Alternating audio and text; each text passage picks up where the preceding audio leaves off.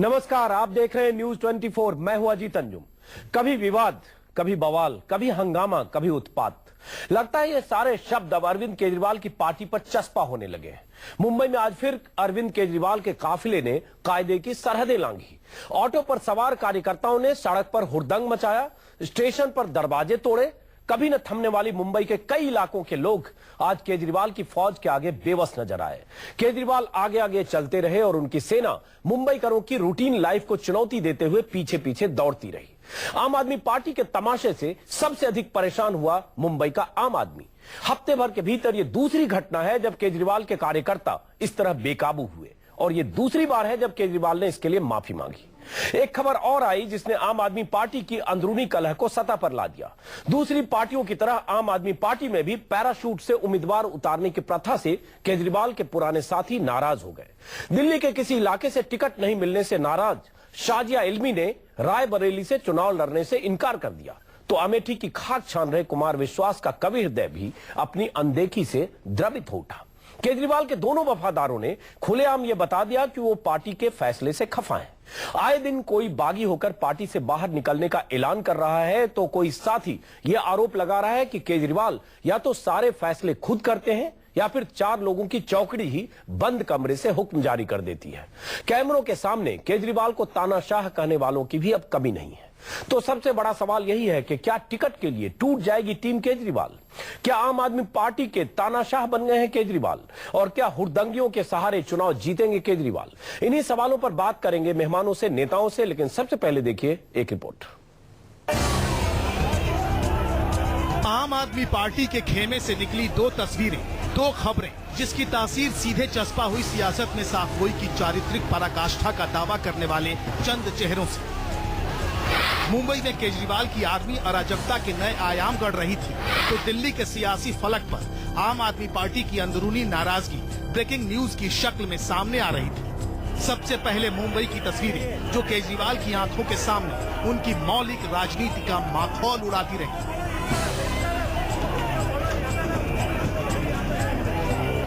सिर पर सफेद टोपी और स्वराज की आवाज के साथ आम आदमी पार्टी के कार्यकर्ता जब केजरीवाल के साथ मुंबई की सड़कों और स्टेशनों से गुजरे तो मानो आक्रमण की मुद्रा में नियम कायदों की धज्जियां उड़ाते हुए चौराहों से गांधीवाद और अहिंसावाद की दुहाई देने वालों का चरित्र बेपर्दा हो गया। माया नगरी के आसमान का सूरज ढलते ढलते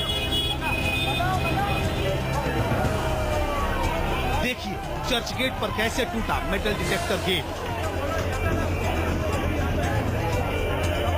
ऑटो की जान लेने पर कैसे आमादा हो गए आग के सिपाही। देखिए कैसे रुस्वा हो गए ट्रैफिक रूल्स। मुंबई की लोकल में ऐसे हाईजैक हुई आम आदमी की शांति और ऐसे हावी हो गया हुड़दंग का शो। मैं भी था इधर, लेकिन बहुत लोगों को बहुत तकलीफ हुई। ये खाली दिखावे के लिए और कुछ नहीं। ऐसा रोड शो करके पब्लिक को तकलीफ नहीं देना चाहिए था। जो लोगों की यहाँ तकलीफ हो रही थी, ऐसा लग रहा था कि झगड़ा होने वाला है। जहाँ जहाँ से गुजरा केजरीवाल का काफिला आम आदमी की बेबसी के निशान पीछे छूटते गए। केजरीवाल कभी ऑटो में बैठे, कभी लोकल में घूमे, पीछे उत्पाती फौज दौड़ती रही। केजरीवाल ने माफी भी मांगी, मगर कैमरों के पीछे, जिसे खबरों की भाषा में ऑफ द रिकॉर्ड कहते हैं। केजरीवाल के हिस्से में काले झंडे भी आए, विरोध की आवाज भी बुलंद हुई, और जैसे ही मुंबई संभली, सूबे के गृह मंत्री आर पाटिल ने कहा हर नुकसान की भरपाई होगी, केजरीवाल से हर्जाना वसूला जाएगा।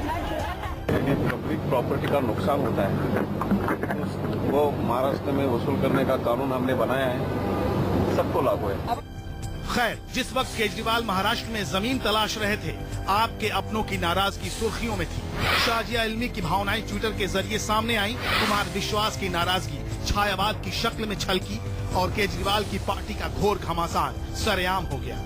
कैमरों के सामने शाजिया बोली, उन्होंने 2 महीने पहले ही बता दिया था कि वो रायबरेली से सोनिया गांधी के खिलाफ नहीं लड़ेंगी।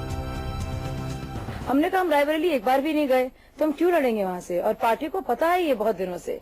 मेरे ख्याल से 2 महीने पहले ही मैंने मना कर दिया था। वाकई इसमें क्या गलत है जो कुछ 100 वोटों से दिल्ली विधानसभा का चुनाव हारने वाली शाजिया अपने कर्म क्षेत्र दिल्ली से चुनाव लड़ना चाहती थी। ये तो शाजिया थी जिन्होंने सीधे शब्दों में अपनी बात कह दी। केजरीवाल के विश्वास ने तो छायावादी काव्य में ही अपनी कसक का इजहार किया, फिर सामने आए, बता दिया हाँ नाराज हूँ, ये मनीष और केजरीवाल को भी पता है। मेरी पार्टी में एक दो टिकट गलत ऐसे दिए गए जो मुझे लगता है गलत दिए गए। मैं उनके बारे में अरविंद को, मनीष को, सबको कह रहा हूँ। मैंने संजय से भी बात की, अरविंद से भी बात की है। ऐसा नहीं कि आपके इस तूफान से केजरीवाल बेखबर थे मगर खामोश रहे। पर विरोधी कैसे चुप रहते, सो सीधे हल्ला बोल दिया आम आदमी पार्टी की चौकड़ी पर। वो लोग भी आक्रामक हो गए जो कभी केजरीवाल की पार्टी के दुलारे थे। अब जो दिखाई दे रहा है वो तो एक डिक्टेटरशिप का तरीका है कि हम खुद ही फैसला कर रहे हैं हर एक के बारे में। अब वो कहाँ गई रायशुमारी? डिक्टेटरशिप में एक ही आदमी खुश होता है, बाकी सब नाराज होते हैं, क्योंकि उन सबको एक दादा टाइप आदमी के नीचे काम करना पड़ता है। जो लोग दूसरों को एक्सपोज करने का ठेका लेके घूम रहे थे, वो खुद एक के बाद एक एक्सपोज होते जा रहे हैं। साजिया बहन इतने दिन से काम कर रही थी, उसकी भावनाओं का ख्याल नहीं रखा जा रहा है। वो दिल्ली में इतनी उसने मेहनत किया है, तो उसको आप राइवलरीज क्यों लड़ा रहे हो? उसको हराने के लिए लड़ा रहे हो? जरा सोचिए, आम आदमी पार्टी के चुनावी अभियान का आगाज ऐसा है तो अंजाम कैसा होगा। इसीलिए सवाल उठे कि क्या टिकट के लिए टूट जाएगी team Kejriwal. Bureau report, news 24। आम आदमी पार्टी साफ सुथरी छवि होने का दावा करने वाली पार्टी, शुचिता की पक्षधर पार्टी, ऐसी पार्टी जो मानती है बाकी परंपरागत पार्टियों से वो पार्टी अलग है। लेकिन इस पार्टी में कई हुड़दंगी लोग शामिल हैं, या तो पार्टी के मुखिया अरविंद केजरीवाल के साथ उनके काफिले में हुड़दंगी शामिल हो जाते हैं। और उसकी तस्वीरें आज हमने देखी मुंबई से जो तस्वीरें आई चिंताजनक है। जिस ढंग से स्टेशन पर मेटल डिटेक्टर को तोड़फोड़ दिया गया, जिस ढंग से ऑटो पर अरविंद केजरीवाल के काफिले में कुछ यूं चल रहे थे जैसे सड़क उनकी जागीर हो। क्या कहती है तस्वीर, और क्यों ऐसे हालात आ गए हैं कि केजरीवाल ऐसे हुड़दंगियों की जमात के साथ चलते हैं, या केजरीवाल अपने बेकाबू कार्यकर्ताओं पर लगाम नहीं लगा पाते हैं। इस पर चर्चा करेंगे, और आगे इस पर भी कि क्या केजरीवाल की पार्टी में उनके साथी, उनके सिपा सालार नाराज हो रहे हैं जिस ढंग से टिकट बंटवारा किया जा रहा है। इस पर बात करने के लिए स्टूडियो में हमारे साथ हैं वरिष्ठ पत्रकार Urmilesh, Rameshwar Chaurasia national spokes person BJP, meme Afzal साहब स्पोक्स पर्सन कांग्रेस, और दिलीप कुमार पांडे स्पोक्स पर्सन आम आदमी पार्टी। सबसे पहला सवाल दिलीप पांडे, तस्वीरें मुंबई की दिखा रहे हैं दिलीप पांडे जी, जिसमें मुंबई में जिस ढंग से आपके कार्यकर्ताओं ने अरविंद केजरीवाल के काफिले के साथ थे, मेटल डिटेक्टर तोड़ा फोड़ा, सड़क पर जब निकले तो लग रहा था सड़क उन्होंने खरीद ली है, मुंबई की सड़क उनकी जागीर हो। एक ऑटो पर 8 आदमी दाएं बाएं 4 लटके हुए, और ये तस्वीर क्या कहती है? चिंताजनक है। आपकी पार्टी जो इमेज आपने बनाया आम आदमी की पार्टी, आम आदमी के लिए सबसे बड़ी मुसीबत लेकर आज मुंबई में थी। देखिए अजीत भाई, मैं असहमत हूं जो तस्वीर आप दिखा रहे हैं। मेरी आपत्ति है उसके साथ। आप कह रहे हैं कि मेटल डिटेक्टर को तोड़ा फोड़ा गया। मैं भी उसी फुटेज को देख रहा हूं, और मुझे जो समझ में आ रहा है, जो देखने वाले दर्शकों को समझ में आ रहा है, वो ये है कि भीड़ का रेला था। जब वो आगे बढ़ा तो मेटल डिटेक्टर एक गेटनुमा टेम्पररी स्ट्रक्चर होता है, उस भीड़ के दबाव में गिर गया। और आप गौर से देखें, अच्छा चलिए, तो एक दो लोग उसे संभाल, हाँ ठीक है, चलिए उसी तस्वीर पर कर रहे हैं दिलीप, हम उसी तस्वीर पर बात करते हैं। दिलीप उसी तस्वीर पर एक मिनट दिलीप, उसी कहना चाह रहा हूँ दिलीप, ये कि बहुत ज्यादा लोग थे वहां पे, भीड़ थी, इस वजह से वो टूट फूट हुई। और वही वजह है कि ऑटो रिक्शा में जहां 3 लोगों को बैठने की अनुमति है, वहां पे 1-2 लोग बैठ के, जहां रैली तेज रफ्तार में आगे बढ़ी, रैली के साथ होने के कारण से लोग साथ में ऑटो रिक्शा पे सवार हो। दिलीप जरा जस्टिफाई नहीं कर रहा हूं। चलिए ट्रैफिक नियमों का उल्लंघन हुआ भीड़ से, वहां उनको दंड मिलना चाहिए। दिलीप, ये 2 तस्वीरें फिर दर्शकों को दिखा रहे, दर्शक भी फैसला करें। ऑटो पर जिस ढंग से सड़कों पर लटके हुए लोग हैं, ट्रैफिक भी होती है, सड़क की व्यवस्था होती है, आम लोग भी जा रहे हैं, और जिस ढंग से 3 मेटल डिटेक्टर पर इस ढंग से भीड़ का हुजूम आए और मेटल डिटेक्टर सब टूट फूट गया। स्टेशन पर बहुत सारे लोगों को मुश्किलें हुई, जिसकी बाइट्स और बयान लोगों के हैं। क्या आप इसको जस्टिफाई करेंगे? अगर आपके पास क्राउड है, आप 50-100 लोगों के साथ जाते हैं, तो उसका एक डिसिप्लिन होना चाहिए या नहीं? यहाँ तो सुरक्षा का सवाल भी है। उससे ज्यादा बड़ी चिंता की बात है कि आपके लिए सुरक्षा, मेटल डिटेक्टर, वो सब कोई मायने नहीं रखता था आपके कार्यकर्ताओं के लिए। नहीं, एकदम सहमत हूं आपकी बात से। आपने कहा कि बहुत बड़ा प्रश्न है व्यवस्था का, इससे मैं सहमत हूं। और आपने इस बार जो कहा उसकी भाषा से भी मैं सहमत हूं। आपने कहा कि मेटल डिटेक्टर टूट फूट गया। पहले जो पैकेज में दिखाया जा रहा था, उसमें यह साबित करने का प्रयास किया जा रहा था कि तोड़ा फोड़ा गया। दोनों में जमीन और आसमान का अंतर है। आपने अभी जो बात कही उससे मैं सहमत हूं, व्यवस्था का दोष है। लेकिन जहां पे हजारों लोग हैं, वहां पे इस तरह अगर आप भीड़ को लेकर चलते हैं दिलीप, अगर आप भीड़ को लेकर चलते हैं तो भीड़ को नियंत्रित करने का काम भी आपका है दिलीप पांडे। एक बात मैं और बता दूं जी कि बहुत सारे अनियंत्रित होती है, अगर भीड़ अनियंत्रित होती है कार्यकर्ताओं की भीड़, तो उस अनियंत्रित भीड़ के लिए जिम्मेवार आप हैं और आपके नेता है। यह धनात्मक पहलू है इस बात का। जी मैंने कहा दिलीप, आप तक मेरा सवाल पहुंचा होगा कि अगर आप कार्यकर्ताओं की भीड़ लेकर चलते हैं तो उस भीड़ का एक डिसिप्लिन निर्धारण करने का काम भी आपका है। अगर वो भीड़ अनियंत्रित होती है, जो तस्वीरें दिख रही है, तो ये एक तरह से अराजकता है दिलीप पांडे। नहीं अराजकता नहीं है अजीत भाई, इसको अराजकता नहीं कहते। अराजकता का वह व्यक्ति अराजक होता है जो किसी भी स्टेट में विश्वास नहीं रखता, किसी भी तरह की व्यवस्था में विश्वास नहीं रखता। आम आदमी पार्टी को ऐसे कहना, इस तरह के लेबल्स लगाना मुझे लगता है कि आपत्तिजनक है। आपने दूसरी बात जो कहा, मैं उससे 100% सहमत हो गया। आपने कहा वो टूट गया, भीड़ के दबाव से टूट गया। तो व्यवस्था को लेकर अगर आप प्रश्न खड़ा कर रहे हैं तो मैं इससे सहमत हूं कि वहां पे व्यवस्था में कुछ कमी रह गई होगी, इसलिए उस बड़े हुजूम को, चलते फिरते हुजूम को मैनेज नहीं कर पाएंगे होंगे लोग, लेकिन तोड़ दिया गया, तोड़ा फोड़ा गया, इससे मैं सहमत नहीं। चलिए जरा दूसरे लोगों की राय लेते हैं, लेकिन एक सवाल और बनता है पांडे, एक राज्य का पूर्व मुख्यमंत्री लोगों के बीच कितना एक्सेसिबल है आज के जमाने में। देखिए आप आंख फैला के, किस राज्य का मंत्री, पूर्व मुख्यमंत्री इस तरह से जनता के बीच एक्सेसिबल होता है। लेकिन जनता के बीच जाने का ये मतलब नहीं होता कि जनता के लिए परेशानी का सबब बन जाए दिलीप पांडे। बहुत खुश थे उसी जनता के लिए दिलीप पांडे, आपको पता है लोकल ट्रेन में दिलीप पांडे हमारे जैसे टहल रहा है, चल रहा है, कितनी अच्छी बात है। दिलीप पांडे, लोकल ट्रेन में आम जनता मुंबई में परेशान होकर भीड़ में धक्का मुक्की के साथ सफर करती है। उसी भीड़ में 50, 100, 200 लोग आपके और 200, 150 मीडिया वाले, कैमरे वाले। क्या अफरा तफरी मची अंधेरी से चर्च गेट तक, आपको इसका अंदाजा नहीं होगा दिलीप। हमने कई संवाददाताओं से बात की, कितनी अफरा तफरी थी स्टेशन पर लोकल ट्रेन में।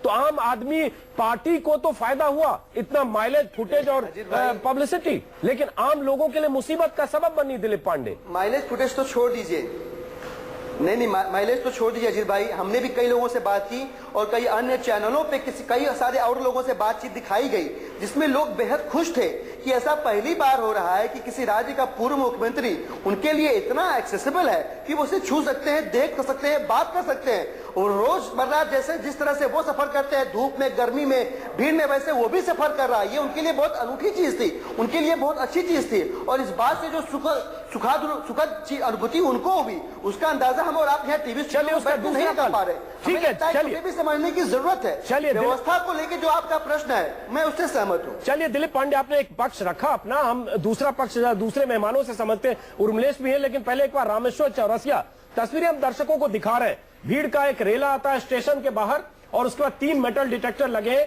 तीनों मेटल डिटेक्टर गिरते हैं, टूट जाते हैं। सरकार की तरफ से कहा जाता है कि जो नुकसान हुआ उसका जुर्माना महाराष्ट्र सरकार वसूलेगी। और उसके बाद दूसरी तरफ सड़क पर जब ऑटो का काफिला चलता है, एक ऑटो पर 4-4 लोग दाएं बाएं लटके हुए हैं। क्या मानते हैं कि एक मुख्यमंत्री है, जनता के बीच, आम आदमी के बीच जाकर एक पूर्व मुख्यमंत्री, एक नेता मिलता है? चलिए, ये भी एक तस्वीर है, इसमें गलत क्या है? रामेश्वर चौरसिया, जैसा कि कह रहे हैं दिलीप पांडे। नहीं, इसमें गलत क्या है? ये पब्लिक का इंटरटेनमेंट होता है। मुझे तो लगता है केजरीवाल जी नहीं होते तो ये जो 2014 का चुनाव है ना, वो बड़ा फीका रहता। एक मैवरिक है, इंटरटेनमेंट इनको चाहिए। मुख्यमंत्री बन गया तो 48 दिन में 200 बार प्रेस कॉन्फ्रेंस। मुख्यमंत्री लोगों ने बनाया काम करने के लिए, व्यवस्था में विश्वास करते हैं। मुख्यमंत्री बन गए, लेकिन रिपब्लिक डे जो देश की जनता मनाती है, तो बड़े लोगों का खाली काम है जाकर के धरने पर बैठ गए। अभी ट्रेन में चलेंगे, इतनी सिक्योरिटी इनके साथ रहेगी। देखिए हो क्या रहा है, आपने देखा होगा कोई पिक्चर हिट करने के लिए उसमें आइटम सॉन्ग होता है। आइटम सॉन्ग पहले ही पिक्चर हिट कर देता है, लेकिन 4-5 पिक्चर उसी दिन रिलीज होती है। आइटम सॉन्ग वाले पिक्चर में दम नहीं होता है तो फ्लॉप कर जाती है, बाकी पिक्चरें चलते रहती है। देखिए देश में 5 जगह सरकारें बनेगी। एक आइटम नेता की ये सरकार थी, बड़ी हिट हुई 48 दिन तक, सरकार तो चली गई क्योंकि सरकार को काम नहीं करना था, इनको तो प्रचार करना था, सिर्फ रामेश्वर चौरसिया 28 सीटों पर आम आदमी पार्टी के विधायक जीते, उसको एक्नॉलेज करना होगा। आपको सिर्फ 4-5% वोट ज्यादा मिले दिल्ली में आम आदमी पार्टी से। दिलीप पांडे जवाब दीजिए, उसके बाद मीम अफजल और उर्मिलेश के पास जाएंगे। दिलीप पांडे जी नहीं, नहीं, रामेश्वर चौरसिया जी फिल्मों के शौकीन लग रहे हैं, वही बात बोल रहा हूं। लेकिन ये हकीकत है कि जिस तरह से अंबानी और अदानी के हेलीकॉप्टर मिल जाते हैं आसानी से मोदी जी को, उस तरह से हमको अंबानी अदानी के हेलीकॉप्टर और चार्टर प्लेन की आवश्यकता नहीं है। हम ट्रेन में चलकर खुश हैं, इनको नारंगी लगती होगी, लेकिन हम इसे जरिया मानते हैं आम आदमी की तकलीफों से अपने आप को रूबरू कराने का। ये 49 दिन की सरकार की समीक्षा कर रहे हैं, आपको सुनने की साहस नहीं है। 50 लाख घर बनाने का वादा किया नरेंद्र मोदी जी ने, 10 साल हो गए, एक घर नहीं बनाया। 15 लाख घर बनाने का वादा किया शिवराज सिंह चौहान ने, मध्य प्रदेश में आज तक एक घर नहीं बना पाए। दिल्ली की जनता इनकी पार्टी में अलग अलग तरह से गंदे नाले आके मिल रहे हैं, राजनीति में कुछ नहीं कहना, कोई एतराज नहीं है। दिल्ली को आम आदमी पार्टी की आदत दिखती है, राजनीतिक दल के कार्यकर्ता जो है स्याही फेंकते रहते हैं। अजीत जी तय कर ली, किससे बोलना चाहते हैं? उनका टाइम दिया, मेरे को टाइम दिए। चलिए अब हम दोनों को जरा रोकते हैं। दिलीप पांडे, ऐसे लोगों को मत बुलाया कीजिए। नहीं, चलिए एक मिनट। तो किसी चीज को सुनना नहीं है तो क्यों बुलाते हैं? कोई बात नहीं, आप हम जैसे लोगों को 10 मिनट से सुन रहा था, जवाब देने की बात है तो सुनते नहीं। आरोप लगाना जानते हो, आपने अपना जवाब दिया, रामेश्वर चौरसिया आपने अपना जवाब दिया। आप जरा दूसरे लोगों को शामिल करते वापस आएंगे। आवाज की ऊंचाई से रामेश्वर जी, चुप कराइए। रामेश्वर जी, आवाज की ऊंचाई से ईमानदारी नहीं नापी जाती। रामेश्वर जी आपकी हरकतों से क्या ईमानदार है? मुझे बहुत मालूम है, बेईमानों की फौज खड़ी की है, आप ईमानदार है। आप दोनों जानते हैं पांडे जी आप कितने ईमानदार है और कितने बेईमान है? मेरे पास कह रहे हैं तो आम आदमी पार्टी में, आम आदमी पार्टी में, आप सुनेंगे नहीं, गेगांग आम आदमी पार्टी में लगा देना है, सही कह रहे हैं आप। चलिए मैं दोनों को रोक रहा हूँ, दिलीप पांडे और रामेश्वर चौरसिया। आरोप लगा देंगे, अपना आरोप नहीं सुनेंगे। नहीं, चलिए साहस होनी चाहिए। एक मिनट, दोनों को रोक रहा हूँ। अजीत जी दोनों को रोक रहा हूँ। जवाब किया उन्होंने, सुनना पड़ेगा आपको। चलिए 30 सेकंड में, 30 सेकंड, उसके बाद दूसरे मेहमानों के पास आऊंगा। जल्दी रामेश्वर चौरसिया। मैं ये आपको कह रहा हूँ, यही ये लोग हैं दूसरे पर आरोप लगाते हैं और ये आइटम सॉन्ग गा रहे हैं। ये दूसरे पर, इन पर एक आरोप लगा, रॉकफेलर फाउंडेशन, फोर्ड फाउंडेशन जब पैसे ले मिला गए, फिर ये घिसा हुआ खटराग जो लगा, ये खटराग जो कई महीनों से वही चैनल कह रहा है कि सर इस पर बहस नहीं दिखाना चाहिए। इस पर आरोप लगाते हैं और आप लोग उसको दिखाते हैं। इस पर बहुत बार बात हो चुकी है, फिर हम मुंबई पर बात नहीं कर पाएंगे। चौरसिया जी, इस पर बहुत बार बात हो चुकी है। चलिए वापस लौटते हैं हम मुद्दे पर, मुंबई के मुद्दे पर। और जो जिस ढंग से आम आदमी पार्टी के कार्यकर्ता क्या मुंबई में अराजकता फैलाई, हमारा मुद्दा ये है। एक मिनट रामेश्वर चौरसिया जी, जरा मीम अफजल साहब को भी शामिल करते हैं। और लाखों की रैली होती है, अराजकता पर मैं बोल रहा हूँ, सुन लीजिए जी, जल्दी।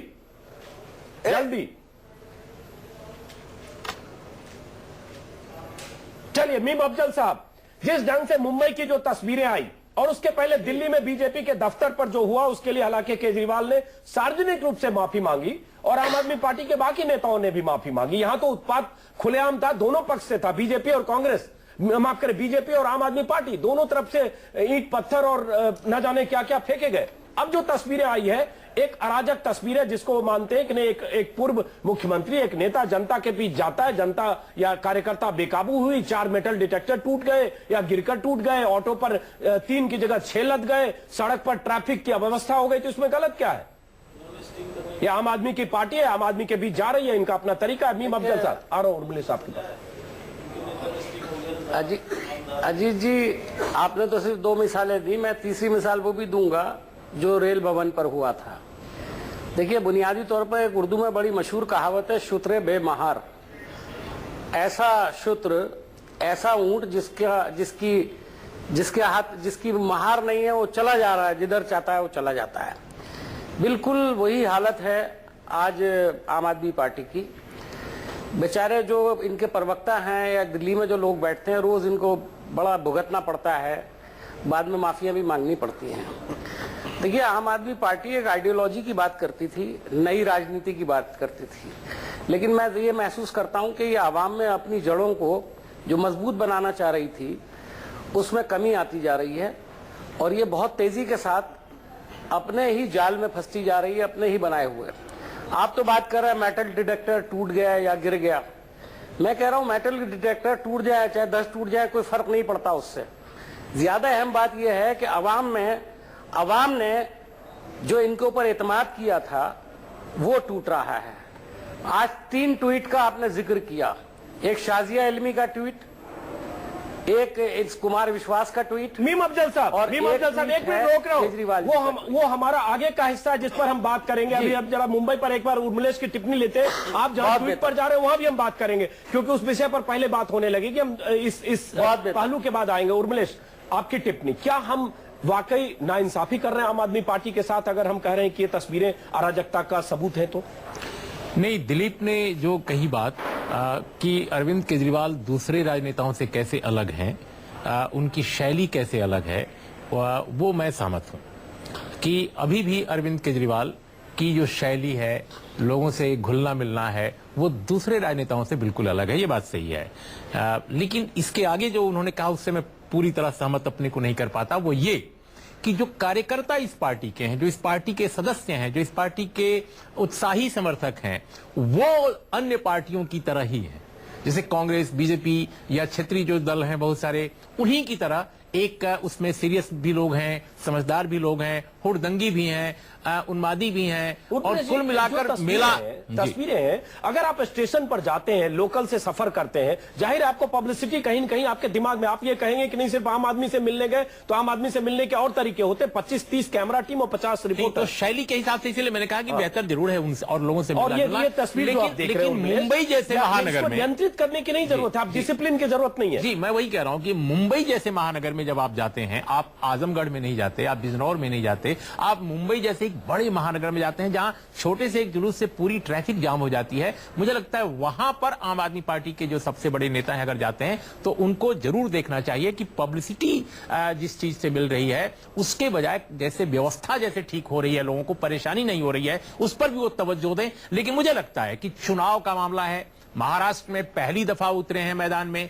दिल्ली की पार्टी कुल मिलाकर वो माने जाते थे, दूसरे प्रदेशों में महत्वाकांक्षाएं हिलोरे मार रही हैं, तो ये अच्छी बात है। मुझे तो अच्छा लग रहा है, गुजरात में उनका जाना भी मुझे अच्छा लगा। लेकिन मेरा ये कहना है कि जब आप जाएं तो चूंकि आपके पास आपके आंदोलन से पैदा हुए कार्यकर्ता वहां कम है, आपकी अगर कोई राजनीति है उस राजनीति से लैस हुए कार्यकर्ता भी कम है, आपके पास कुल मिलाकर कांग्रेस और बीजेपी या दूसरे राजनीतिक दलों से विक्षुब्ध या आक्रोशित कार्यकर्ता ज्यादा आए हैं, उनको ऑर्गेनाइज करना आपके लिए बहुत कठिन है और यही काम आप नहीं कर पा रहे हैं नियंत्रण के एक दायरे में। एग्जैक्टली। और मुझे लगता है कि सबसे बड़ी प्रॉब्लम इस पार्टी की यही है कि व्यवस्था के से जो नाराजगी गहरी है लोगों में, उसी आक्रोश में पैदा हुई ये पार्टी है, लेकिन ये अपने आप में अपने को ऑर्गेनाइज नहीं कर पा रही है किसी व्यवस्थित विचार से या किसी शैली से। तस्वीरें जो दर्शक जो तस्वीर देख रहे होंगे, ये मुंबई पे सड़क की तस्वीर है, एयरपोर्ट से लेकर देखा होगा। अब आप ये बताइए, दफ्तर जाने का टाइम है, इससे अराजकता नहीं है, अराजकता इसको क्यों नहीं कहे? सड़क पर बहुत सारे आम आदमी सफर कर रहे हैं। मैं अजीत वही आपको याद दिलाऊंगा, आपने पटना में भी जर्नलिज्म किया है, आपने दिल्ली में भी कर रहे हैं, आपने देखा होगा बहुत सारे लेफ्ट ओरिएंटेड जो ऑर्गेनाइजेशन हैं, किसानों के, मजदूरों के, वो रैलियां निकालते हैं और इतनी पंक्तिबद्ध और इतनी कतारबद्ध। अब आप उनको लाख कह लीजिए कि वो इरिलेवेंट हो गए हैं, आजकल झंडा लेकर कतारबद्ध ही जाते हैं, आजकल अप्रासंगिक होते जा रहे हैं। लेकिन ये सच है कि उनके अंदर अनुशासन, उनके अंदर मर्यादा, उनके अंदर और जो चीजें हैं काफी रही हैं, जो सीखने की जरूरत है, जो ये कमी सीखने की जरूरत है। दिलीप पांडे, एक अहम चीज और है दिलीप पांडे, हम बाकी पहलू पर आएंगे कि एक हमने समझने की कोशिश की जो आपका फंड किस ढंग से आता है, तो देखा गया कि 5 मार्च बीजेपी दफ्तर पर जिस दिन प्रोटेस्ट हुआ, मतलब जिस दिन सबसे अधिक हंगामा हुआ, जिस दिन आप लगातार मीडिया में रहे, चर्चा में रहे, चाहे नाम हुए चाहे बदनाम हुए जिन वजहों से, उस दिन आपका 24 लाख रुपए का कलेक्शन हुआ 5 मार्च को, जबकि उसके पहले 4 मार्च को 6 लाख, मतलब 4 गुना बढ़ गया जिस दिन हंगामा, उत्पात, हुड़दंग जो भी हुआ। उसके बाद फिर कलेक्शन डाउन होता गया। 10 मार्च जिस दिन एक टीवी एंकर के साथ एक वीडियो आया, उस दिन फिर चर्चा में रहे, चाहे जिन वजहों से भी रहे, उस दिन फिर आपका कलेक्शन 21 लाख गया। एक खबर भी आज टाइम्स ऑफ इंडिया में आई है कि जब जब ऐसा बवाल होता है, विवाद होता है, आपका कलेक्शन शूट अप करता है। तो कहीं दिलीप पांडे इसलिए भी तो नहीं ये सब होता है कि चलो थोड़ा होने दो, थोड़ी चर्चा हो और इससे फायदा हो कलेक्शन के तौर पर, फंड के तौर पर? ये तो अगर ऐसी सोच हम रख रहे होंगे अजीत भाई, तो हम एक दिन भी एग्जिस्ट ना करें, वही हमारे हित में होगा, वही इस देश के हित में होगा। इस तरह की गंदी सोच कम से कम हम नहीं रखते हैं। मैं आपको स्पष्ट कर दूं कि हंगामा करवा दे ताकि हम चर्चा में हो और 10-20 लाख रुपए मिल जाएं। ये 10-20 लाख रुपए हफ्ते, 10 दिन, 15 दिन में इकट्ठा करके अगर हम ये सोचते हैं कि हम चुनाव लड़ लेंगे 543, 100, 250 सीटों पे, तो हम जैसा कोई निरा बेवकूफ इस दुनिया में कोई नहीं है। ये बहुत गलत बात है। ऐसा कतई नहीं है। तथ्य बता रहा हूं, मैं तो तथ्य बता रहा हूं। देखिए हमने भी इस पैटर्न को देखा हुआ है दिलीप, हमने भी इस पैटर्न को रीड किया हुआ है दिलीप, और हमने मैं जैसे तो रीड डेटा किया हुआ है पे बता तो हमारा ये मानना है दिलीप, जब ऐसा हुआ है कि आम आदमी पार्टी के ऊपर कोई अत्याचार हुआ, गलत ढंग से आम आदमी पार्टी की छवि को नष्ट करने की कोशिश की गई, बदनाम करने की कोशिश की गई, जनता इसका जवाब देती है अपने समर्थन के रूप में। अपना समर्थन जनता जो बाहर है, जो दूर है, वो डोनेशन करके देना चाहती है कि भाई तुम ऐसे कह रहे हो कि आम आदमी पार्टी गलत है, गलत आरोप लगा रहे हो, हम इसका समर्थन करते हैं और ये लो आज हम चंदा देते हैं अपने समर्थन के रूप में। इस तरह से आपको बता दूं कि ऐसे कुछ हमारे साथी हैं जो 1 जनवरी से आज तक रोजाना 2000 रुपए डोनेट कर रहे हैं, 2014 रुपए। ये इस तरह का इमोशनल कनेक्ट है लोगों का, जो जब जब देखते हैं आम आदमी पार्टी को बदनाम करने की कोशिश की जा रही है, नहीं लेकिन दिलीप को ऐसे पढ़ता हूँ, नहीं लेकिन दिलीप बहुत ही गलत तरीका है इंटरप्रेट करने का कि 10-20 लाख रुपए। मैं तो सिर्फ आंकड़े बता रहा हूँ कि जिस दिन सबसे अधिक विवाद में रहे उस दिन आपका जनता पार्टी जो फंड है, चंदा है, वो 4 गुना हो गया। आग लगा देती है, गाड़ियां फूंक देती है, टोल बुक फूंक देती है, इस देश में चर्चा नहीं होती, कोई बात नहीं करता, कोई जुर्माना नहीं लगता। नहीं उनकी भी बात हो रही है। दिलीप एक मिनट दिलीप, समझ गया आपकी बात, समझ गया जी दिलीप। संक्षिप्त आप कह रहे हैं कि जिस दिन लेके जो आपका प्रश्न है उससे मैं सहमत हूं, लेकिन ये कहना कि हम ये सोचते हैं कि ऐसा कुछ हो जाए, चलिए हो गया। हम तो आंकड़ों के आधार पर, तथ्यों के आधार पर कह रहे थे थोड़ा दिन आपका फंड बढ़ता है 4 गुना। जिस आप अभी कह रहे हैं कि जिस दिन आपको अरे भाई एक सेकंड सुन लीजिए दिलीप, सुन लीजिए एक मिनट। है कि उन तथ्यों का नकारात्मक विश्लेषण हो, उसका धनात्मक पहलू। चलिए आपने सकारात्मक विश्लेषण कर दिया। 1 मिनट जल्दी कहना बहुत दुर्भाग्यपूर्ण है। चलिए कोई बात नहीं, आप अपनी बात रख नहीं, मैं कह रहा हूँ दिलीप अभी कह रहे हैं मामला है, आप ही लोग कर लीजिए बात। नहीं आ रहे आपके पास आ रहे सुनेंगे नहीं। दिलीप अभी कह रहे हैं कि साहब हमें जब बदनाम करने की कोशिश हो जाती है तो उस वक्त हम उभर जाते हैं और हमारे समर्थक हमारे पक्ष में उतरते हैं। लेकिन मेरा कहना है कि जिस दिन बीजेपी हेडक्वार्टर के सामने आपने हुड़दंग कराई, जिस दिन आपके बड़े नेताओं के नेतृत्व में जो लोकसभा के प्रत्याशी भी हैं उनके नेतृत्व में भी वहां पर हुआ और उसको पूरे देश ने खारिज किया, उसको निर्वाचन आयोग भी गलत मानता है। 4 गुना आपका बढ़ा, इसका मतलब 4 मार्च को 6,63,000 और 5 मार्च को 24,26,000। अजीत मैं वही कह रहा हूं कि अगर ये दलील है दिलीप की कि जिस दिन आपको बदनाम करने की साजिश होती है उस दिन बढ़ता है, अरे भाई क्या मतलब है? आप तो स्वयं गलत किए, पूरे देश ने गलत माना, आपको किसी ने साजिश नहीं रची, आप अपने पाप के सहभागी स्वयं हैं, आपने वो पाप किया है। भाजपा के लोग भी शामिल थे, दोनों लोग दोनों शामिल, दोनों पे क्यों हुआ? भारतीय जनता पार्टी के राष्ट्रीय प्रवक्ता लाठी लेके मार रहे हैं लोगों को, नहीं होता है। अरे जनाब, जनाब हम दोनों को मानते हैं, लेकिन आपने निषेध किया, जुलूस आपने निकाला। दिलीप पांडे दोनों लोग शामिल थे, एंडोर्स नहीं किया उर्मिला की जो हिंसात्मक कार्रवाई हुई गलत हुई, लेकिन भाजपा का एक भी आदमी के खिलाफ एफआईआर नहीं होता, उनका एक भी व्यक्ति डिटेन नहीं होता, अरेस्ट नहीं होता, ऐसा क्यों हुआ?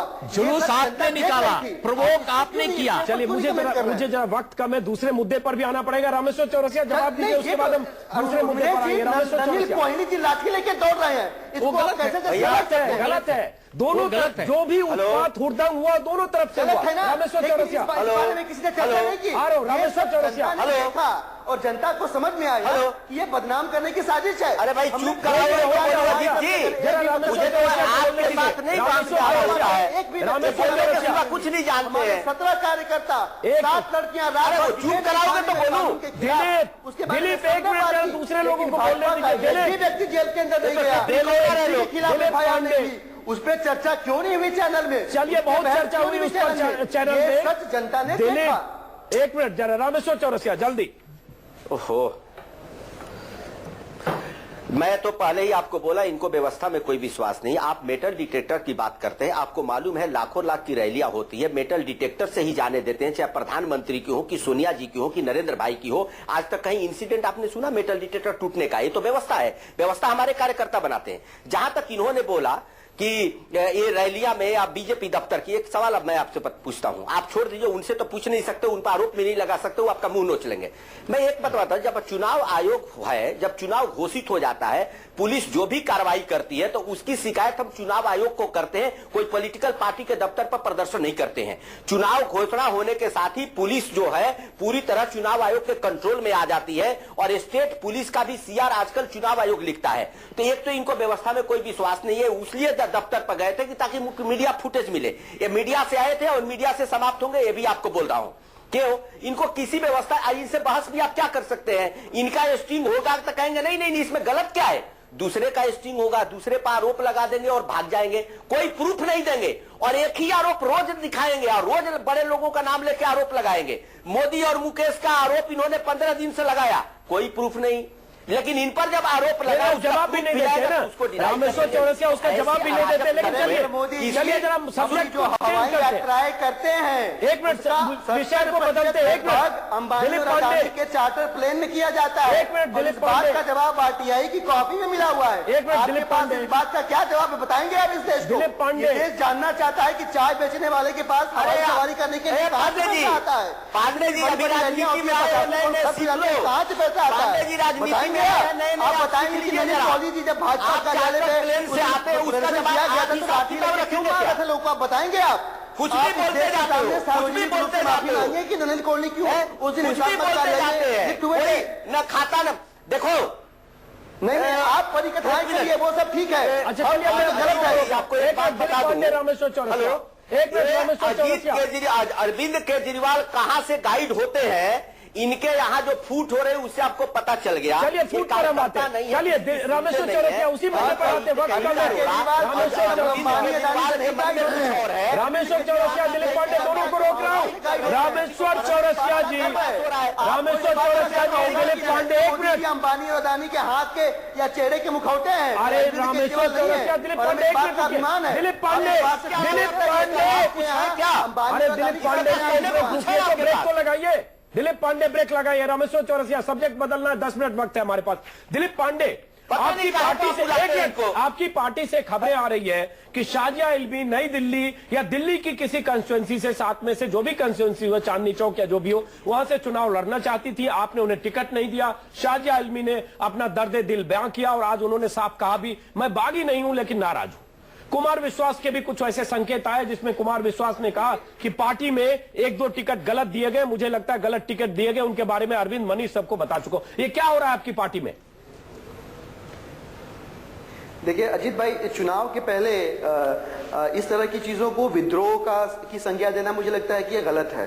विद्रोह नहीं है ये। शाजिया जी के बारे में मीडिया में स्पेकुलेशन चल रहे थे कि वो रायबरेली से लड़ेंगी। उन्होंने इस बात का खंडन किया कि रायबरेली से मैं चुनाव नहीं लड़ना चाहती, कभी इच्छा भी नहीं थी। उन्होंने इस बात को स्पष्ट किया, ये विद्रोह की बात नहीं है, वो अभी भी पार्टी के साथ बनी हुई है। उन्होंने ट्वीट करके इस बात को क्लैरिफाई किया कि वहां से लड़ना नहीं चाहती थी। कहां से लड़ना चाहती थी वो भी बताया उन्होंने, लेकिन एक्चुअली में कौन कहां से चुनाव लड़ता है ये तय करना पीएससी का काम है। लेकिन कहा जा रहा है ये तय 3 लोग करते हैं, गलत बयान यही तो कहा जा रहा है कि ये तय अरविंद केजरीवाल या तो खुद करते हैं, ये तो अच्छी बात है। केजरीवाल के साथ 3 लोग हैं, योगेंद्र यादव, संजय सिंह और विद्रोह की अगर हम बात करें, योगेंद्र यादव, संजय सिंह और मनीष सिसोदिया। ये कहा जा रहा है चौकड़ी तय कर रही है, इसलिए बहुत सारे जेन्युइन लोगों को टिकट नहीं दिया जा रहा है, बाहरी लोगों को पैराशूट से आप ड्रॉपिंग कर रहे हैं जैसे बाकी पार्टियों में होता है। यही नाराजगी आपकी पार्टी में, तो आपकी पार्टी अलग कैसे हुई? नहीं, कोई नाराजगी की बात नहीं है। ऐसा तो कोई कह सकता है जब किसी को चार लोग हैं, 4 में से 3 को नहीं मिला तो वो 3 लोग ऐसी बात कर सकते हैं। लेकिन एक चीज स्पष्ट करना चाहूंगा बिना लाग लपेट के, हमारी पार्टी के अंदर कोई टिकट के लिए आ रहा है, व्यक्तिगत महत्वाकांक्षा के लिए आ रहा है, अपने हित के लिए आ रहा है, तो वो गलत पार्टी में आ गया है। हैरत है, शाजिया इल्मी ने जो बात कही के लिए पार्टी से या देश से बड़े हो सकते हैं, हमारे लिए देश सैद्धांतिक बातें सब सही है। कोई लड़ाई, ये अलग अलग जिम्मेदारियां, ये सैद्धांतिक बातें दिलीप सब सही है, लेकिन शाजिया इल्मी कोई मामूली नहीं है कार्यकर्ता। 3 साल से 2.5 साल से आपके साथ काम करती रही, सड़क से लेकर और विधानसभा चुनाव लड़ी, 3.5 वोट से हार गई। लेकिन शाजिया इल्मी का कहना कि मैं बागी नहीं हूं, नाराज हूं, रायबरेली ने मैं दिल्ली से चुनाव लड़ना चाहती थी, ये इस बात का सबूत है। दूसरी चीज, गौतम बुद्ध नगर से आपने किसी सिंह साहब को टिकट दिया, यहां प्रदर्शन हो रहा है, कुछ लोगों ने को टिकट दिया, वो टिकट लौटा रहे। सविता भट्टी ने चंडीगढ़ से लौटाया। एक मिस्टर अग्रवाल है जो फाउंडर मेंबर है, उन्होंने इस्तीफा दे दिया। Arvind Kejriwal private limited company की तरह से पार्टी चला रहे, तो आरोप पार्टी के भीतर से लग रहे हैं दिलीप पांडे। नहीं, कोई बात नहीं ना, एक एक करके सारे स्पेसिफिक केसेस हैं। अगर आप चाहें तो मैं एक एक करके बता सकता हूं, पर इन जनरल अगर मैं बताऊं तो ऐसा होता है, हर पार्टी में होता होगा, हमारे यहाँ भी होता है ऐसा, जहां 5 लोग 6 लोगों ने अप्लाई किया हुआ है, एक को टिकट मिलना है जो पीएससी तय करती है, तो बाकी लोग नाराज होते हैं, उनका दुख जायज है। ऐसा नहीं करना चाहिए कि उनको गलत ठहराना चाहिए। तो आप कह रहे बाकी जैसे पार्टी उसी बात से ये पार्टी है। दिल्ली विधानसभा के अनुभव से अगर मैं जाऊं तो इनमें से बहुत सारे लोग साथ आते हैं और काम करते हैं पार्टी के लिए। आ रहा हूं रामेश्वर चौरसिया, नहीं है किसी भी तरह से फूटबॉल संकेत नहीं है, सारी स्वाभाविक चीजें हैं। आ रहा हूं जरा एक बार। मीम अफजल साहब बहुत देर से बैठे, चौरसिया साहब आपके पास आ रहा हूं। मीम अफजल साहब माफ करें, देर से आप आया, चूंकि बीजेपी और आम आदमी पार्टी में गर्मा गर्मी ज्यादा हो जाती है, आप साइलेंट मोड पर हैं, आप संजीदा आदमी भी हैं, आपको उतना आक्रोश भी नहीं आता। मीम अफजल साहब, सवाल ही नहीं था। मीम अफजल साहब आ रहा हूं। मीम अफजल साहब, पार्टी में जो पार्टी विथ ए डिफरेंस तो बीजेपी रही है, लेकिन पार्टी विथ ए डिफरेंस की तरह आम आदमी पार्टी भी काम करती रही है। और आम आदमी पार्टी से जो खबरें आ रही है, ये सब तो कांग्रेस की विरासत है। कांग्रेस से ऐसी खबरें आती है, जगदम्बिका पाल चले जाते हैं, कोई इधर चला जाता है, किसी को आप टिकट देते हैं, शनिवार को रविवार को बीजेपी में चला जाता है। आपकी पार्टी का रोग लग रहा है, आम आदमी पार्टी को लग गया है। अफजल साहब देखिए अजीत अंजुम साहब, पहले तो मैं आपका शुक्रिया अदा कहूं कि आपने मुझे कहा कि मैं बहुत संजीदा आदमी हूँ, खामोशी से सुन रहा हूँ, लेकिन मुझे लगता है कि ज्यादा संजीदगी दिखाना नहीं चाहिए, इसलिए कि आपके 1 घंटे के प्रोग्राम में अगर मुझे 1 मिनट मिले तो जाहिर है मेरा तो पूरा 1 घंटा जाया हो गया। माफी चाहूंगा मैं इसके और मैं यहाँ सिर्फ डिबेट अगर सुनने के लिए आऊँ तो मैं वैसे भी आपके सारे प्रोग्राम देखता हूँ, बहुत खुशी से देखता हूँ। माफी चाहूंगा मैं, और अपने आप आकलन करता रहता हूँ। और मुझे आज थोड़ा सा अफसोस हुआ है दिलीप पांडे पर, चूंकि मैं उनको बहुत संजीदा आदमी मानता हूं, वो हमेशा अच्छी बहस करते हैं। और चौरसिया जी को भी मैं कांग्रेस, कम से कम भारतीय जनता पार्टी के बहुत संजीदा लोगों में शुमार करता हूं। लेकिन आज जिस तरह से बहस हो रही थी, मैं भी कभी कभी इस तरह की बहसों में फंसता हूं, लेकिन बाद में मुझे लगता है कि मैं गलती मैंने किया है और मुझे नहीं करना चाहिए। अगर संजीदा बहस रहे और एक दूसरे की बात सुने तो शायद ज्यादा अच्छा होगा। आज मैं अपनी बहुत सारी बातें कहने की बजाय ये मैंने कह दिया, अगर आपके पास टाइम हो तो मैं बोलूं, नहीं हो तो मैं अपना वक्त छोड़ने के लिए तैयार हूं। और जहां तक आपने ये मत समझिएगा कि मैं शायद अपनी पार्टी के लिए जवाब नहीं देना चाह रहा हूं। आपकी इजाजत हो तो जवाब दे दूं। जवाब दीजिए।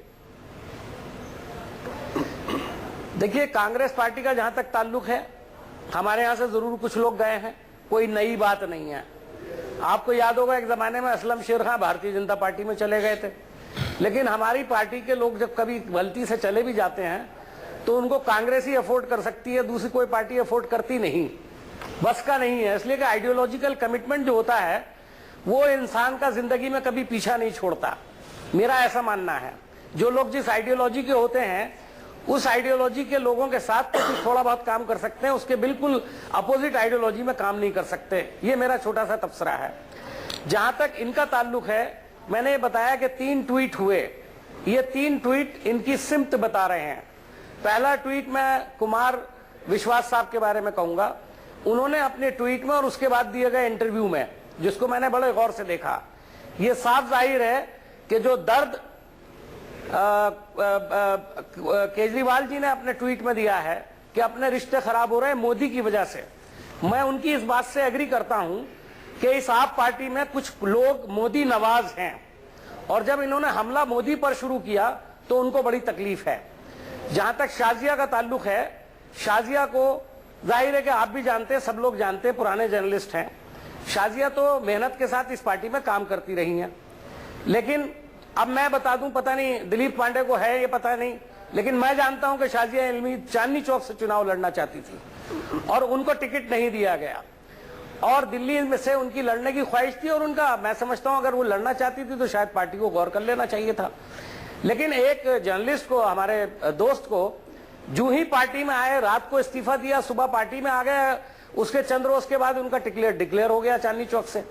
तो ये चीजें तकलीफ देती हैं। दूसरी बात यह कि बार बार ये बात कहते रहे हैं कि हम आवाम से पूछ के काम करेंगे, जो भी अहम काम करेंगे। अभी टिकटों के मामले में तो इन्होंने आवाम से कुछ पूछा नहीं। ये इल्जाम मुझे सही लगता है कि 3-4 लोग हैं वही डिसाइड कर रहे हैं, बाकी आम आदमी का आम आदमियों से कुछ लेना देना नहीं है। आज जो आपने बंबई में दिखाया, मैं यही कह सकता हूं जो आपका कमेंट है कि आम आदमी ने आम आदमी की दुर्दशा बंबई में खराब कर दी, उससे एक अच्छा मैसेज नहीं गया। ये बात गुजरात में नहीं दिखाई दी थी, लेकिन बंबई में दिखाई दी और आपने ठीक पकड़ा है उसको। तो मैं ये कहना चाहता हूं कि अभी आम आदमी पार्टी को बहुत संजीदगी के साथ ये सोचना चाहिए संजीदगी से कि उनकी दिशा क्या है, वरना उनकी दुर्दिशा बहुत खराब होने वाली है, ऐसा मुझे लगता है। चलिए मीम अफजल साहब, आपने अपनी बात कही। दिलीप पांडे आऊंगा, रामेश्वर चौरसिया आपके पास। दिलीप पांडे, कुमार विश्वास ने कई ट्वीट किए। पहली ट्वीट तो चढ़ती नदी में नाले गिरेंगे तो आस्थावान स्नान से भी डरेगा, आचमन से इसकी सफाई दे दी कि मैंने बीजेपी के लिए कहा। लेकिन दो और ट्वीट है। हमारा ले लीजिए या तो मैं चला जाऊं, बस आ रहा हूं आपके पास। अजीत जी आ रहा हूं आपके पास। एक मिनट आ रहा हूं, प्रोग्राम ही खत्म हो रहा है। आ रहा हूं आपके पास। दूसरा ट्वीट, जिनके एक इशारे पर हम गुलशन से लोहा ले बैठे, जरा गंध मांगी तो बोले हवा भी अनुकूल नहीं। ये सब किसकी तरफ इशारा करते हैं? कुमार विश्वास के ये ट्वीट। और साथ में अगर अरविंद केजरीवाल तुरंत कहते हैं कि मोदी, जिस ढंग से हम मोदी पर हमला कर रहे हैं उससे हमारे रिश्ते कुछ रीडिफाइन हो रहे हैं। दिलीप पांडे, देखिए ये सारी चीजें जो है ना, कौन किस भाव से लिख रहा है, ये सारा अपने अपने बहुत ही सब्जेक्टिव चीज है कि हम इसको कैसे स्पेकुलेट करते हैं। अब जैसे आपने कहा कि गुलशन से लोहा ले लिया, मैं इसको इस परिप्रेक्ष्य में स्पेकुलेट कर सकता हूं कि अडवाणी जी के लिए किया जा रहा था। पूरी जिंदगी उस इंसान ने इस पार्टी को, एक पार्टी को खड़ा करने में लगा दिया। जिनके एक इशारे पर हम गुलशन से लोहा ले बैठे, ये सारी इच्छाएं किनारे हो सकता है। इशारे पर कुमार विश्वास को लोहा ले बैठे किसी से, तो उनको दूध की मक्खी की तरह निकाल दिया एक पार्टी ने। ये दुर्भाग्यपूर्ण है। नहीं, ये भटका रहा है। नहीं, दिलीप पांडे अब जवाब नहीं दे रहे। दूसरा एक और है, प्रतिकूल पथ पर चल रहा था लथपथ अकेला, ढह गए संबंध पिछले, डट गया निस्वार्थ मेरा। आप इसको अपने ढंग से बीजेपी के फोल्ड में डाल रहे हैं। एक मिनट, रामेश्वर चौरसिया पहले आऊंगा और मिले साहब के बाद, चूंकि चौरसिया साहब को शायद जाना है। चौरसिया साहब, ये जो तीनों ट्वीट है, जो ये शेर शायरी है और दर्दे कुमार विश्वास है, कर ये सब अडवाणी, बीजेपी और मोदी की चिंता में है। अजीत जी, एक बात मैं आपको साफ कर दूं, नीम अफजल साहब भी दुखी हैं और मैं भी दुखी हुआ। 10 मिनट हमने दिलीप पांडे का भाषण सुना, मेरी बारी आई, मैं तो बोल ही रहा था, वो बीच में टपक पड़े तो मुझे आवाज तेज करनी पड़ी। पहली बात, एक बात मैं आपको बता दूं, जब टॉपिक आप रखते हैं, अगर देश से संबंधित है, पॉलिटिक्स से, तो हमारा है। ये आप पार्टी का हुड़दंग और आपका दिखाना, ये आप उनसे सवाल पूछेंगे, मेरा इससे कोई लेना देना नहीं। इनके नेता ने कहा, नेता छोड़ के जाने, कुछ लेना देना नहीं। इन पर कुछ, क्योंकि मैं इसलिए नहीं आना चाहता, इन पर कोई आरोप लगाओगे वो सीधे से नकार देंगे और आपको झूठा करार दे देंगे। तो ऐसे लोगों से बहस करके अपना समय जाया करना में हमें कोई मजा नहीं आता, क्योंकि आपने देखा हुड़दंग इनका, दिखा आप रहे हैं, पूछ आप रहे हैं, मैं इसमें कहां आता हूं? इलेक्शन कमीशन आता है, ये बार बार बीजेपी पर आरोप लगाएंगे, आरोप लगाते रहे, वो तो एक ही बात रोज बोलेंगे। इसलिए मैं कहता हूं कि आम आदमी के नाम पर, जो आम आदमी को आंख में धूल झोंकने का काम कर रहे थे, इनका पोल खुल गया है। और नीम अफजल साहब, ये बात भी सही है आपकी, आप किसी चीज में मोदी का नाम नहीं ले तो आपका पूरा नहीं होगा, क्योंकि वहां जाकर के हाईकमान से आपको सुनना पड़ेगा कि मोदी पर अटैक क्यों नहीं किया। वही आम आदमी का, ये बात सही है कि आज मोदी जी देश में सबसे पॉपुलर नेता है, तो अपने काम के बदौलत है, और उसमें आप भी उनको सांप्रदायिक कह करके गुजरात में जैसे साफ हुए, आप देश में भी आप लोग साफ होंगे। लेकिन मैं आपसे एक सवाल करता हूं, अजीत जी, आपसे मैं पूछता हूं, बताओ इस टॉपिक पर मेरा क्या लेना देना था? इनको हुड़दंग क्यों इस फसले में पड़ूं? राजनीतिक पार्टी है, आवाज तेज होगी तो आप कहोगे कि आप देश की राजनीतिक पार्टी है और उसके चरित्र पर अगर विश्लेषण करना है तो हर पार्टी से बात होगी, इसमें कोई ऐसी बात नहीं है। चलिए टिप्पणी, जो कुछ चल रहा है आम आदमी पार्टी के भीतर, बात करते पार्टी कहां से आ गई? कोई बात नहीं, ईट कहीं का रोड़ा, भानुमति का कुनवा जोड़ा। बिल्कुल बिल्कुल, हम लोग कल बीजेपी पर बात करेंगे तो बाकी पार्टियों को कहेंगे बीजेपी में रामकृपाल आए, तो उस पर आप क्यों बात कर रहे हैं? आम आदमी पार्टी पर इसलिए बात करना जरूरी है क्योंकि आम आदमी पार्टी एक नया फेनोमेनन है भारतीय राजनीति में, और एक ऐसा फेनोमेनन जिसमें वो दावा करती है कि वो राजनीति को बदलने आई है, वो समाज व्यवस्था को बदलने आई है और बेहतर चीजें देने आई है। मुझे लगता है कि कुल मिलाकर सवाल तो ये खड़े कर रहे हैं, लेकिन जहां तक व्यवस्था का प्रश्न है, गवर्नेंस का प्रश्न है, चीजों को बदलने का प्रश्न है, वो नजरिया कहीं ना कहीं ये इनके पास नहीं है, या तो उसको वो सही ढंग से एग्जीक्यूट नहीं कर पा रहे हैं। पहली बात। दूसरी बात कि अरविंद केजरीवाल ने जो आज ट्वीट किया है बड़ा इंपॉर्टेंट है कि जैसे ही मैंने मोदी पर को निशाना बनाया, कुछ लोग इस तरह से कर रहे हैं। ये पार्टी के अंदर अगर ये परिघटना हो रही है तो उनको राष्ट्रीय अध्यक्ष के रूप में, कन्वीनर के रूप में उनको बताना चाहिए, एक्सप्लेन करना चाहिए कि वे कौन लोग हैं और उनकी पार्टी क्यों दरक रही है, क्या वो वजह है, और ये भी बताना चाहिए कि शाजिया इल्मी जैसे या और जो महत्वपूर्ण लोग हैं, कार्यकर्ता बहुत प्रमुख जो है, वो क्यों टिकट के इतने उनकी लिप्सा है, इतनी सीटों को लेकर लिप्सा है कि समाज बदलने के बजाय वो संसद में पहुंचने को हमें रोकना पड़ेगा कार्यक्रम। दिलीप तो नहीं चाहते ऐसा। बहुत अहम बात आपने कही उर्मिलेश, इसी टिप्पणी के साथ इस कार्यक्रम को खत्म करना पड़ेगा। आप सभी मेहमानों का बहुत बहुत शुक्रिया।